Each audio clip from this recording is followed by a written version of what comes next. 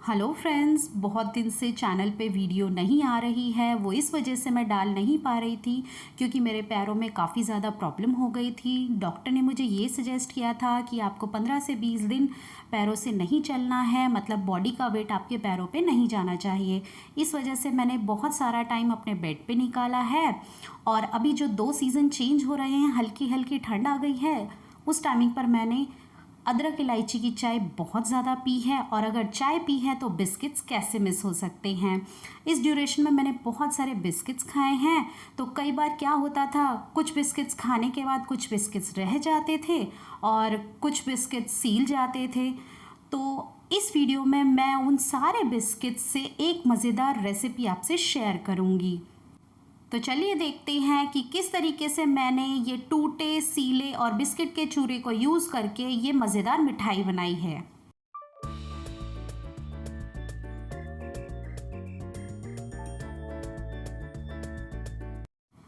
Biscuit की मिठाई बनाने के लिए मैंने यहाँ पर 2 तरीके के बिस्किट लिए हैं। ये मारी बिस्किट है और ये पार्ले जी बिस्किट हैं। पार्ले जी बिस्किट मैंने इसलिए रखे हैं क्योंकि ये किसी भी दुकान पे आराम से मिल जाता है और ये खाने में भी बहुत टेस्टी लगता है। मारी बिस्किट इसके कंपैरिजन में हल्का फीका होता है।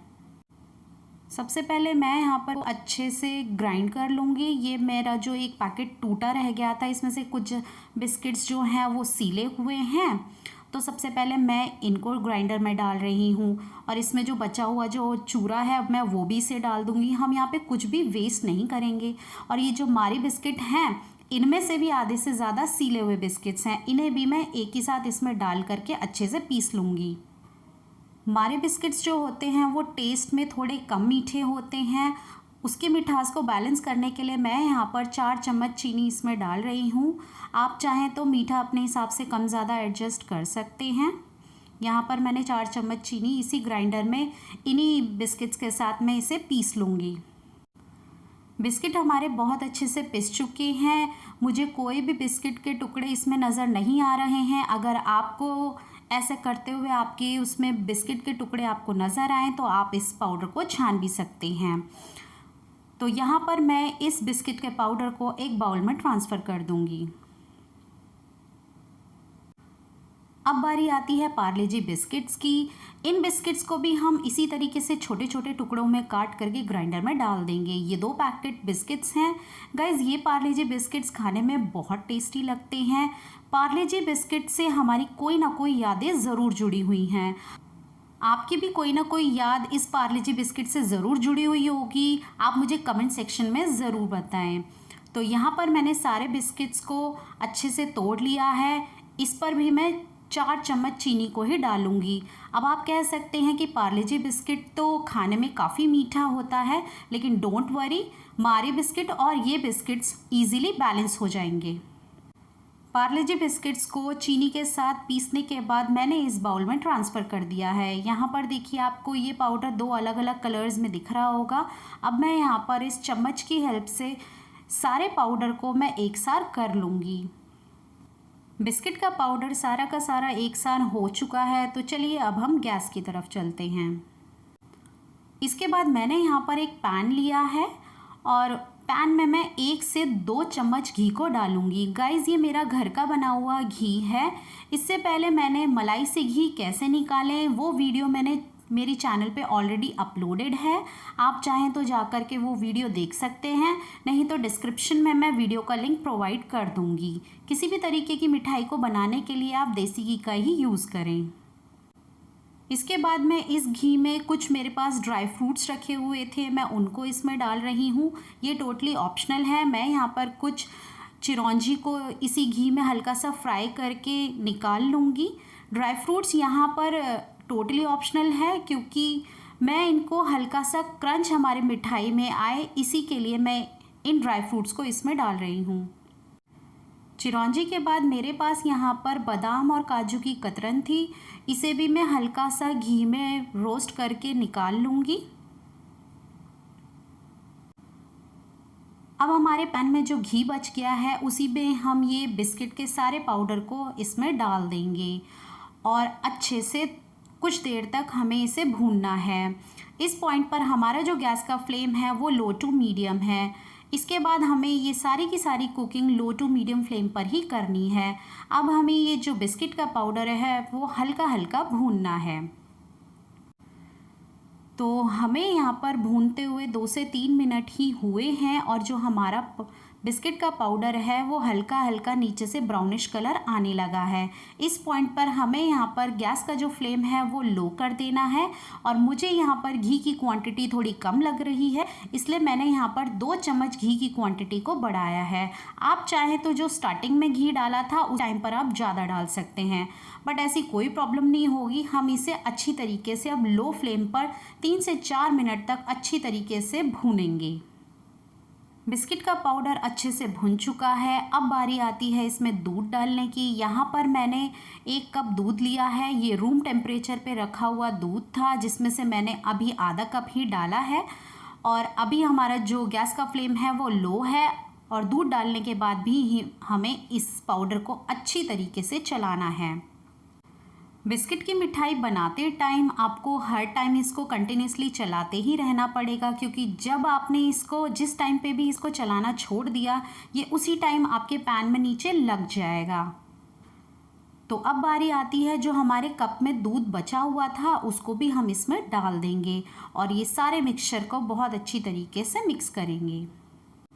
7 से 8 मिनट लगातार चलाने के बाद ये इस फॉर्म में आ गया है, लेकिन मुझे मेरी मिठाई को मुंह में घुल जाने वाले टेक्सचर में लाना है, जिसके लिए मैंने यहाँ पर आधा कप दूध और डाला है और दूध के साथ मैं इसको दोबारा से बहुत अच्छे से मिलाऊंगी। इस मिठाई को बनाते हुए आपकी हाथों की एक्सरसाइज तो काफ़ी ज़्यादा हो जाएगी। तो यहाँ पर मैंने ये सारे मिक्सचर को दूध के साथ अच्छे से मिला लिया है। तो यहाँ पर मैं अभी आधा कप और बचे हुए दूध को इसमें डालूंगी और इन सब को अच्छे से मिक्स कर लूँगी। आप ये कह सकते हैं कि यहाँ पर तो आप दूध की क्वांटिटी बहुत ज़्यादा डाल रहे हैं। वो इसलिए क्योंकि मेरे पास यहाँ पर 4 पैकेट बिस्किट्स थे और उसको सॉफ्ट करने के लिए कुछ ना कुछ चीज़ तो लगेगी ही। उसके बाद मैं यहाँ पर अपनी मिठाई की रिचनेस बढ़ाने के लिए इसमें थोड़ा सा गोले का बुरादा डाल रही हूँ। वैसे ये टोटली ऑप्शनल है, आप गोले की बजाय जो डालना चाहें इसमें वो डाल सकते हैं। उसके बाद मैं यहाँ पर ये 1 पैकेट मिल्क पाउडर का इसमें डालूँगी, क्योंकि मैं अपनी मिठाई को 10 से 20 रुपए के खर्चे में 400 से 500 रुपए तक की जो मिठाइयाँ आती हैं उस लेवल की रिचनेस इसमें डाल रही हूँ। बाकी ये टोटली ऑप्शनल है। उसके बाद मैं अपनी मिठाई में खुशबू बढ़ाने के लिए इसमें आधी चम्मच इलायची पाउडर को डाल रही हूँ। इलायची पाउडर के बाद जो हमने ड्राई फ्रूट्स को रोस्ट करके रखा हुआ था, सारे के सारे ड्राई फ्रूट्स को हम इसमें डाल देंगे और सारे मिक्सचर को बहुत अच्छे से मिक्स करेंगे। और इस पॉइंट पे भी अगर आपको याद हो तो हमारा जो गैस का फ्लेम है वो लो ही है। हमने सारी चीज़ों को लो फ्लेम पर ही पकाया है। वीडियो में यहाँ तक आ गए हैं और अगर वीडियो आपको पसंद आ रही हो तो वीडियो को लाइक कर सकते हैं, हमारे चैनल को सब्सक्राइब कर सकते हैं और सब्सक्राइब करते टाइम नोटिफिकेशन बेल को ऑल पर क्लिक करना ना भूलें, जिससे कि मैं जो नई वीडियोस डालूँगी उन सब का नोटिफिकेशन आपको सबसे पहले मिले। और आप हमें फेसबुक और इंस्टाग्राम पर भी फॉलो कर सकते हैं। रेसिपी में यूज़ की गई चीज़ों का परचेज़ लिंक नीचे डिस्क्रिप्शन बॉक्स में अवेलेबल है। आप अगर चाहें तो डिस्क्रिप्शन बॉक्स चेक करके अपने लिए चीज़ों को ऑनलाइन परचेज़ कर सकते हैं। मिक्सचर हमारा तैयार हो गया है। यहाँ पर हमने जो गैस का फ्लेम है उसे बंद कर दिया है और इसे 5 मिनट ठंडा होने के बाद ही हम इसे सेट करेंगे। सेटिंग ट्रे को लेकर के मेरे पास एक चैलेंज था, क्योंकि मेरे पास सेटिंग ट्रे नहीं थी। तो मैंने सोचा इस टाइप की जो ट्रे होती है वो नॉर्मली घरों में मिल जाती है, तो मैंने इसी ट्रे को यूज़ किया है। इस ट्रे पर मैंने 1 चम्मच घी को डाल करके सारी तरफ अच्छे से घी को ग्रीस कर दिया है, ताकि जब हम इस पर अपना बैटर को डालें तो वो कहीं से भी चिपके नहीं। ट्रे हमारी ग्रीस हो चुकी है। उसके बाद हम इसमें धीरे धीरे करके स्पैचुला की मदद से इसमें बैटर को डालते रहेंगे और एक बारी में इस ट्रे में जितना आराम से बैटर सेट हो सकता है उतना हम इसमें डाल लेंगे।